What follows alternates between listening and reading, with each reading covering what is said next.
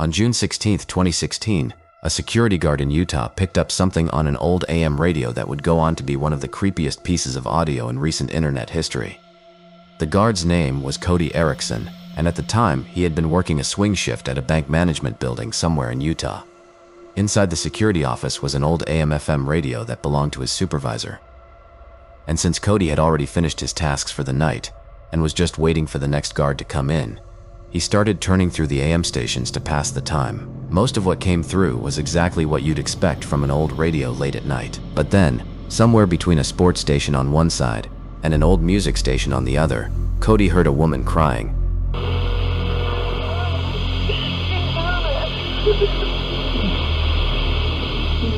He tried adjusting the dial multiple times, hoping to pull the signal in more clearly. But each time he moved it, the broadcast either faded into static or got buried underneath one of the nearby stations. Still, what little came through was disturbing enough that he pulled out his phone and started recording. In the audio, the woman sounded like she was pleading with someone to leave her alone, and at one point, she mentioned 2 children.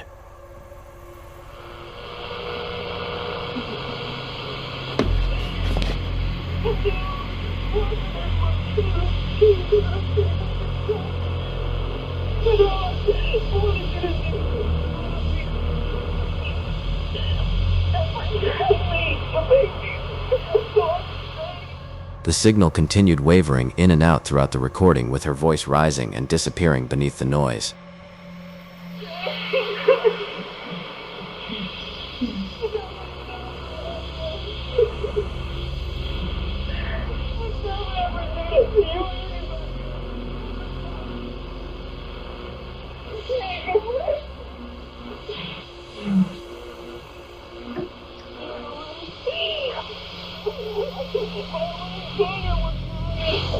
And then right at the end, the static cleared just long enough for another voice to come through and say something that nobody has ever been able to agree on.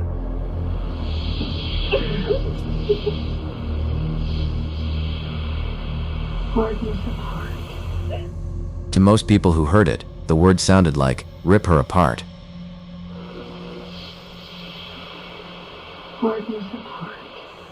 After this, the broadcast cut out completely. Cody later checked that same stretch of the dial twice a night over the following days, hoping to hear it again, but the voice never returned. So left with a recording he couldn't explain, he uploaded it to YouTube, hoping someone online might be able to figure out where it come from. The first and probably the most comforting theory that the internet came up with was that the recording was just a scripted performance. The reason is that AM radio isn't as predictable as FM. Depending on where you are and how late you're listening, the dial can pick up all sorts of broadcasts, including old horror dramas and detective shows. So, according to this theory, Cody could have simply tuned into the middle of a fictional scene, and the crying woman was just an actress, while the distorted signal made the performance sound a little too real. Some other users also suggested that it could have been a drive-in movie theater leaking its audio into the radio. For those who don't know, outdoor theaters often transmit film audio over short-range radio so viewers can listen through their car speakers. And that signal can occasionally bleed onto nearby frequencies, which would mean what Cody heard was nothing more than the climax of some horror film leaking out of a transmitter somewhere down the road. But while both of those explanations make sense on the surface, they run into 2 problems. First, over the years, no one has been able to identify any piece of media, including audiobooks, films, radio shows, and horror dramas, that cleanly matches the phrases heard in the broadcast. And second, most modern drive-in theaters tell customers to tune into an FM frequency, not the AM band Cody was listening on. So, while a movie or radio drama is probably the easiest explanation to accept, it still doesn't account for why the source has never been identified. But probably the biggest reason people struggled to believe the performance theory was that the crying didn't sound staged. It didn't have the rhythm of an actor waiting for a line or the clean emotional arc of a scene written to build tension. It sounded broken and uneven, like someone who was struggling to hold themselves together. And this led one Reddit user to suggest a very different theory. According to them, the recording may have come from a call-in radio show, possibly one where distressed callers reached out to a church or counselor for help, and the woman might have been crying while describing something terrible that had happened to her in the past. This would also explain how the final line might have been misheard. Instead of "rip her apart," the The voice might have actually said 4 years apart, which would fit much more naturally into a conversation about grief or family trauma. But without the name of the original program, there's no way to verify this theory either, leaving the mystery exactly where it started. Unfortunately, there's a much more chilling possibility of what the audio could have been. Maybe Cody was listening to something that was never meant to be broadcast. Some users pointed out that the audio could have been a leaked signal from a baby monitor nearby. Older baby monitors and wireless security cameras are known to transmit on frequencies that nearby receivers can accidentally pick up. And while that alone doesn't explain every technical detail of Cody's recording, there are real cases where this exact kind of stray signal ended up exposing something deeply disturbing happening inside a private home. For instance, in February 2004, a man in Milwaukee installed a wireless security camera in his home. But while he was flipping between his own cameras, his receiver accidentally picked up a signal from someone else's house. On the screen, he could see 2 young girls standing with their arms raised above their heads, while a woman in the room appeared to be hitting them. When the man contacted law enforcement, police confirmed that his receiver was likely picking up a cross signal from another camera within a radius of about 75 to 150 feet. Similarly, in another case from the Czech Republic in 2007, a father was watching his own baby through a video monitor when the device suddenly picked up a stray signal from another home nearby. It showed a young boy tied up on the bare floor of a room. After the father reported what he saw, police traced the signal to a house in the neighborhood where the child was found bound with duct tape, severely dehydrated and being watched over by a video camera. So, with cases like these on record, the idea that Cody's radio caught a stray feed from a monitor or a camera somewhere nearby isn't easy to dismiss. And if that's what happened, then what he was listening to may have been an act of domestic violence or something much worse playing out in real time. Unfortunately, without the original broadcast ever being identified, the mystery can't move past speculation. All we really have is a short 2-minute recording of an old radio in a quiet security office.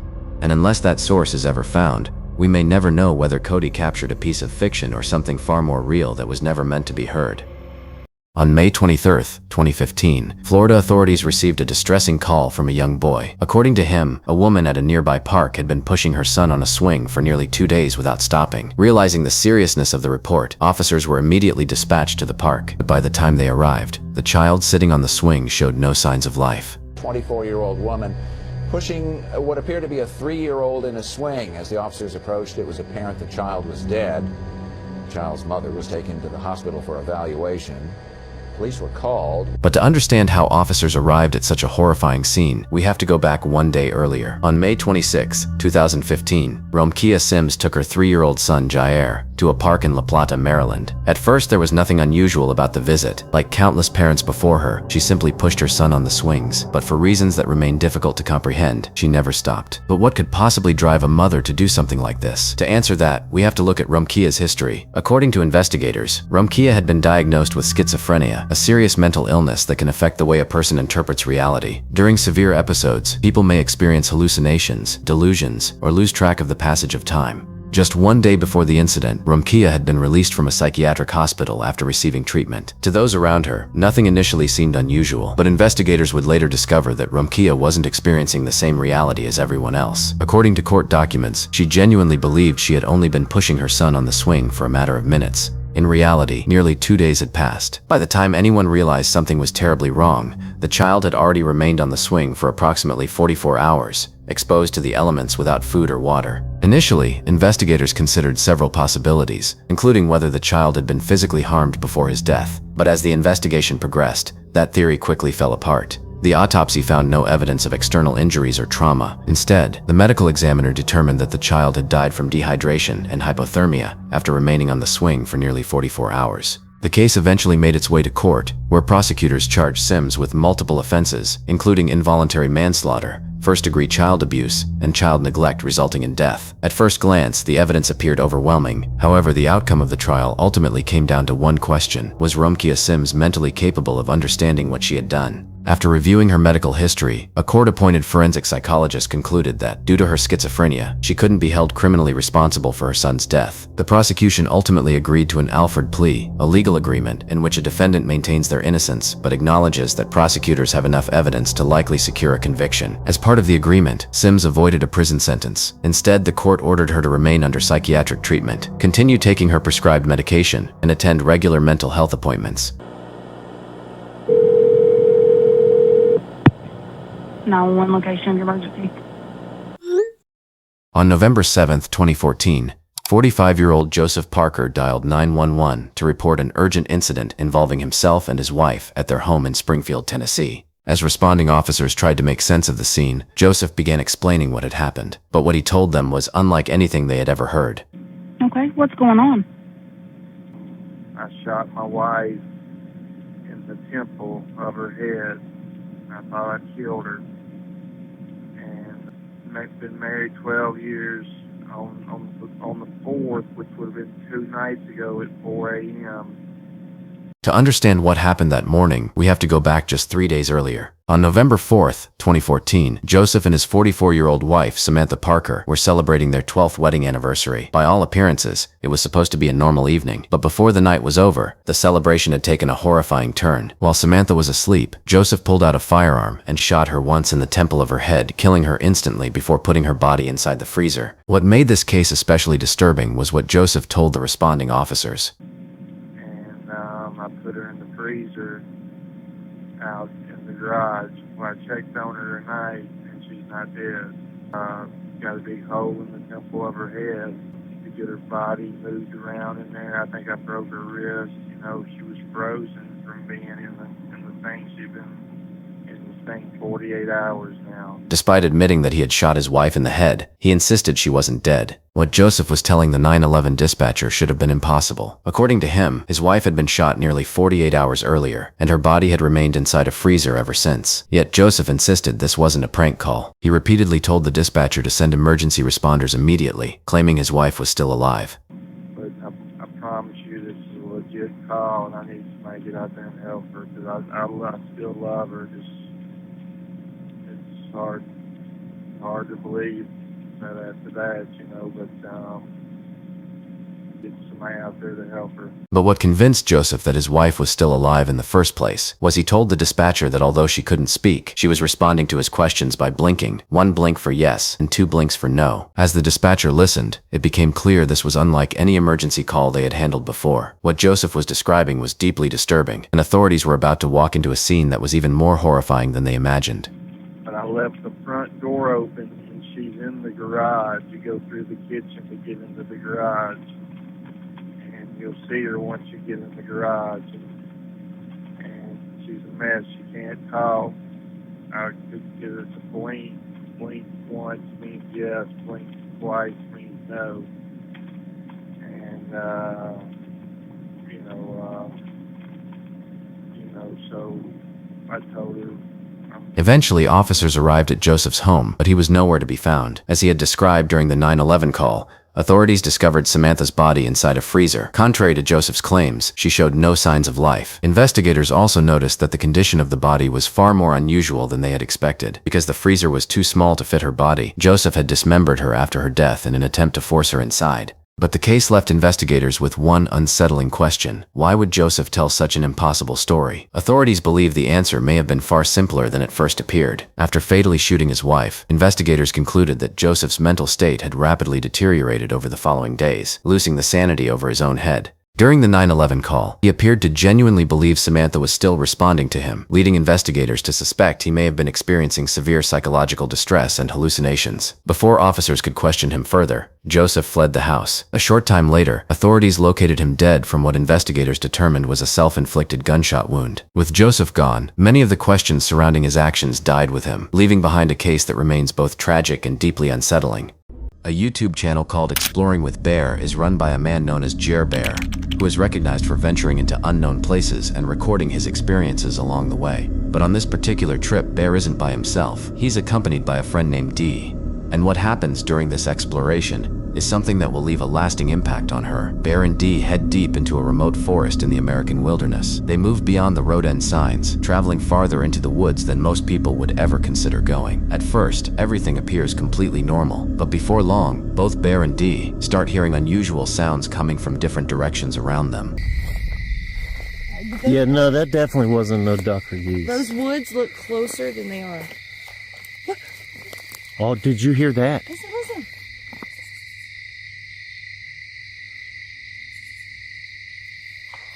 Holy smokes, look. That's 2. I just heard some come from the barn too, but that was two huge clacks. I wondered it was next on the one back there. Not knowing whether the strange noises are coming from deep within the woods or from the old barn behind them, Bear and Dee decide to move farther into the forest, hoping to discover the source of the sounds surrounding them. But once they enter the trees, the entire atmosphere changes. The mood suddenly becomes much darker, and their adventure takes an unexpected turn. Before long, Bear comes across a wooden post and decides to knock on it several times, hoping that whatever mysterious creature might be nearby will respond. There's some kind of post. Old post. I'll knock on it.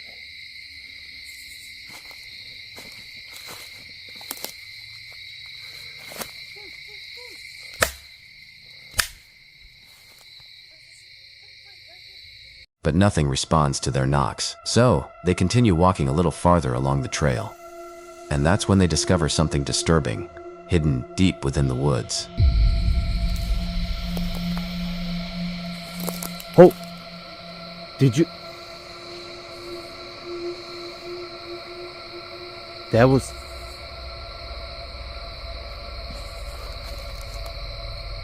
Something was clearly moving behind the dense bushes, making its presence impossible to ignore. And just about 50 meters farther along the trail, it happened again. Whoa, whoa. Hey, a minute ago there was something big over there. Starting to feel uneasy, Bear and Dee decide it's time to turn around and get back to safety. But as they make their way back, they begin hearing more strange noises coming from somewhere nearby. Unable to figure out exactly where the sounds are coming from, they decide to split up and search the area separately. But little did they know, this decision would become the biggest mistake they had ever made, one they would regret for the rest of their lives. Man, that sounded like it was coming right up on me for a minute.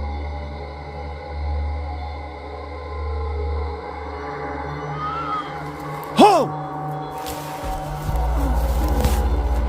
Me! Damn it! Me! What's it?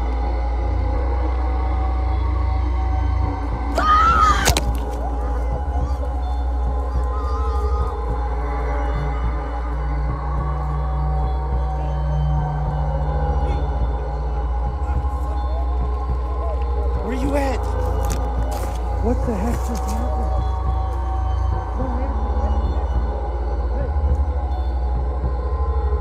Dee was left in complete shock, while Bear was terrified by whatever had been surrounding them. They quickly grabbed their equipment and fled the area as fast as they could. Fortunately, Dee was lucky this time, escaping with only a few bruises on her body. Things could have ended much worse